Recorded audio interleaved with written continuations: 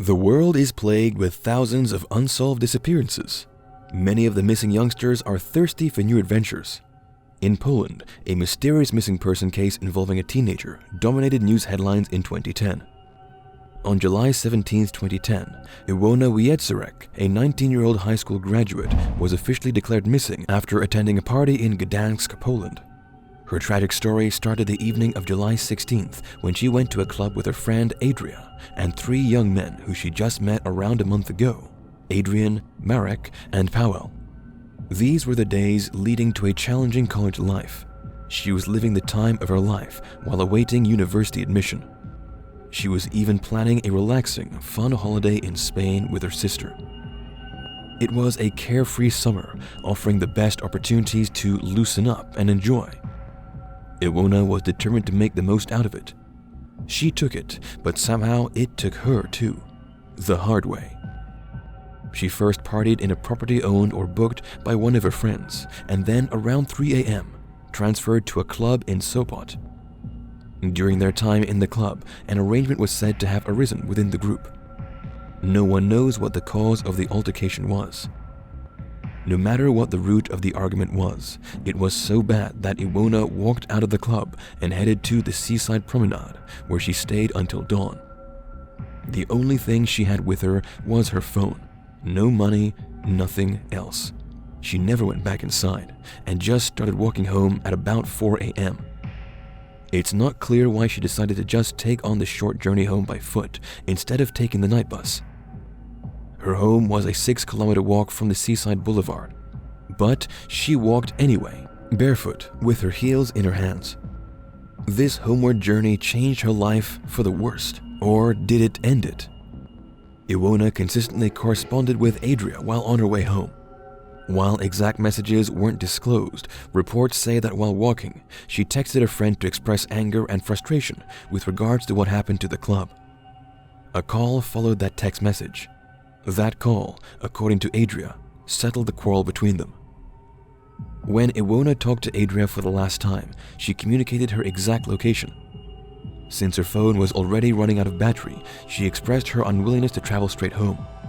Instead, she wanted to head to Adria's place. Adria's parents were away at that time, so that wouldn't be too much of a bother. There was no need to explain to the elders. Maybe she didn't want her mom to see her drunk.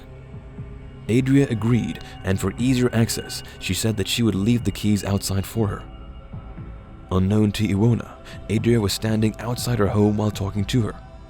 Her stepfather, who was probably half awake that early morning, thought that he heard the 2 girls talking to one another outdoors.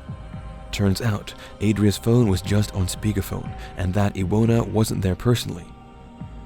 When Adria arrived home, she saw that the keys were intact. Well, what can go wrong? Adria thought that her friend changed her mind and just decided to go home and rest. Initially, her mother wasn't worried too, since she thought her daughter was at Adria's. Both parties didn't realize that something was wrong until around 5 p.m. on July 17th. Iwona never reached home. To this day, she hasn't been found. At first, the missing person case was belittled by the local police, thinking that the young woman just ran off, continued partying somewhere else, or was staying with another friend.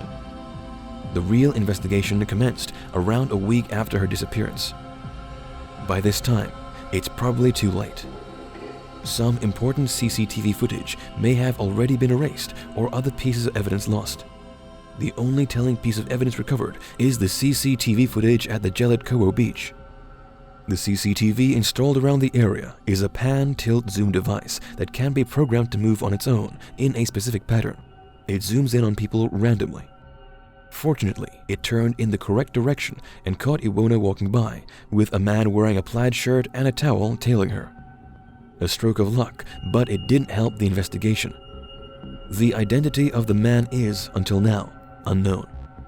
Even more puzzling is that up to this day, despite not having the chance to interrogate him, authorities believe that he has nothing to do with Iwona's disappearance.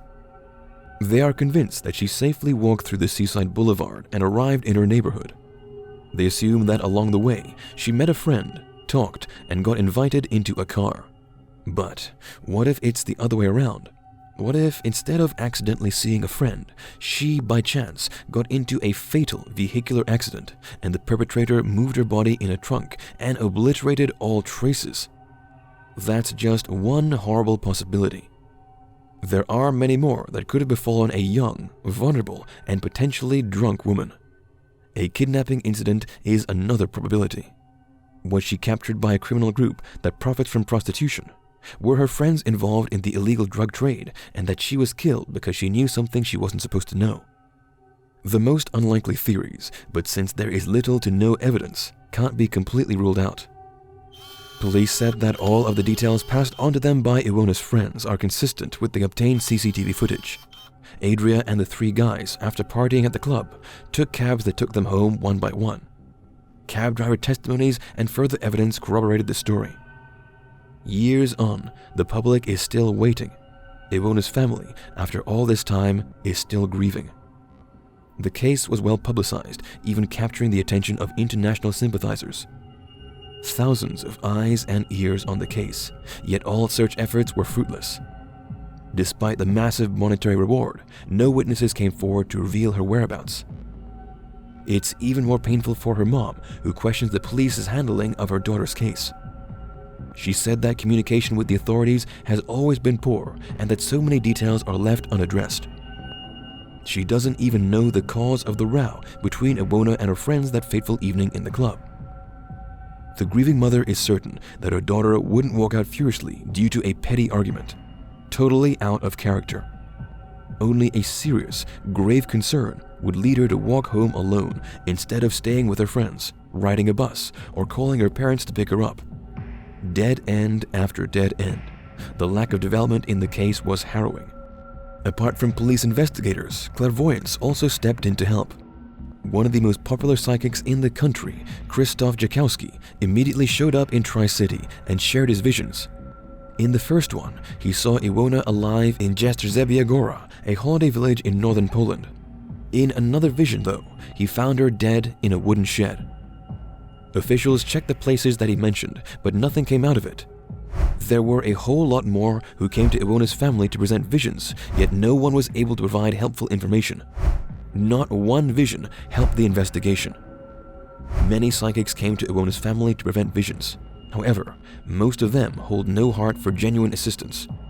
They just took advantage of the family's heartbreaking situation, seeing it as a means to earn money. The standard cost of a single vision is 200 PLN, or around $50, but it's acceptable for more popular psychic personalities to ask for payment 5 times that amount. They know that each piece of missing person information deserves a price of gold. Iwona's mom, though, responded to all the calls. Vision by vision, she asked herself, what if this is true? Days turned into unsuccessful years of endless investigations. Very little information is disclosed to the public, but once in a while, new details are released by the Polish news outlets. In 2015, Iwona's mom appealed that her daughter's case be moved to the care of Archwim X in Krakow.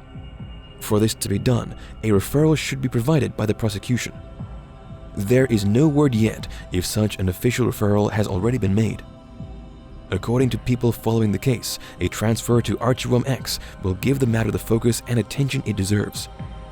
A new set of eyes to spot the mistakes of the previous investigations and check which aspects were missed. A new light to a cold case. This is due to the organization's good reputation and its vast experience in solving many high-profile cases. Established in 1999, Archwim X is Poland's first expert department specializing in cold cases. Each voivodeship or province in Poland has an Archwim X unit, but its main office is based in Krakow. One of the most recent developments in Iwona's disappearance case happened in December 2018, when police conducted new outdoor searches for her body. Again, nothing. No further evidence was recovered, not even pieces of her clothing. Some areas around the beach and her neighborhood are filled with trimmed bushes and lawns.